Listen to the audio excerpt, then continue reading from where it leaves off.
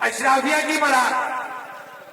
اب مجھے ایک بات بتائیں, جو ٹرانسپورٹ پالیسی آپ کی وہ یہ کہتی ہے کہ 1300 سی سی گاڑی, وہ کیا یہ جتنے ہمارے بڑے بڑے بیوروکریٹس گھوم رہے ہیں, ہوتا کیا ہے کہ ایک ڈپٹی کمشنر صاحب, ایک اے سی صاحب یا ایک ایس پی صاحب یا اور ان کے ڈی آئی جی صاحب بڑی بڑی گاڑیوں میں آتے ہیں. کسی نے آ کے رکشے کو چلان کرنا ہے, کسی نے موٹر سائیکل کو چلان کرنا ہے, کسی نے آ کے ریڑھی والے کو سائڈ پہ کرنا ہے, کسی نے آ کے دکاندار کو چلان کرنا ہے.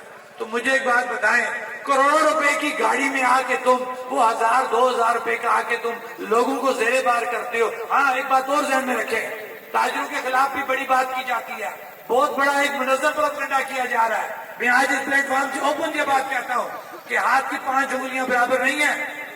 جموں کشمیر جوائنٹ عوامی ایکشن کمیٹی یا مرکزی انجمن تاجران کی جب آپ بات کریں گے, ہم نے کسی ایسے 2 نمبر تاجر کو یا زائد منافع کمانے والے تاجر کو یا قیمت جو حکومت نے تعین کی ہو اس سے زائد بیچنے والے کو نہ ہم نے اس سے پہلے کبھی سپورٹ کیا, نہ ہم آئندہ کبھی سپورٹ کریں گے.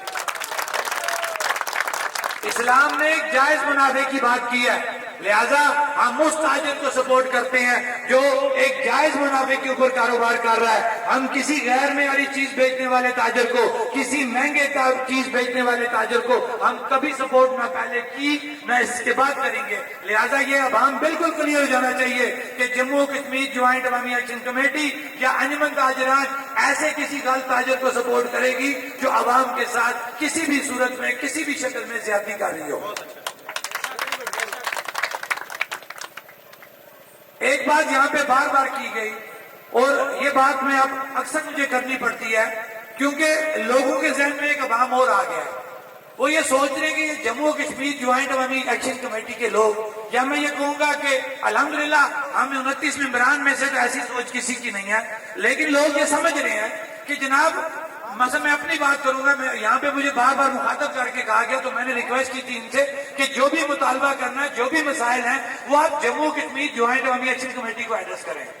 شوکت نواز میر کی کوئی حیثیت نہیں ہے, راجہ سہیب جاوید کی کوئی حیثیت نہیں ہے, انجم زمان کی کوئی حیثیت نہیں ہے, ارباب ایڈوکیٹ کی کوئی حیثیت نہیں ہے, راجہ غلام مجتبیٰ کی کوئی حیثیت نہیں ہے, فیصل گیلانی کی کوئی حیثیت نہیں ہے.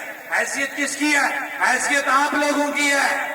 ہم اگر کسی جگہ پہ مضبوط بات کرتے ہیں آپ لوگوں کی وجہ سے کرتے ہیں, اور اگر ہم اس خام خیالی میں آ جائیں کہ ہم بہت بڑے لیڈر بن گئے ہیں, ہم نے الیکشن لڑنے ہیں, یا ہم کسی سے سیدھے منہ بات نہیں کریں گے, ہماری بڑی فین فالوئنگ ہوگی ہے, یہ ہماری خام خیالی ہوگی. یہ عوام اوپر لے جانا بھی جانتی ہے اور یہ عوام زمین پہ گرانا بھی جانتی ہے. اس استحصال سے اپنے آپ کو بچا کے رکھو. ہم کیوں بچیں گے؟ جب ہم رب کی زمین پہ رہتے ہوئے عوام کی بات کریں گے, جب ہم باقی حکمرانوں کی طرح ہم بھی بڑی بڑی گاڑیوں میں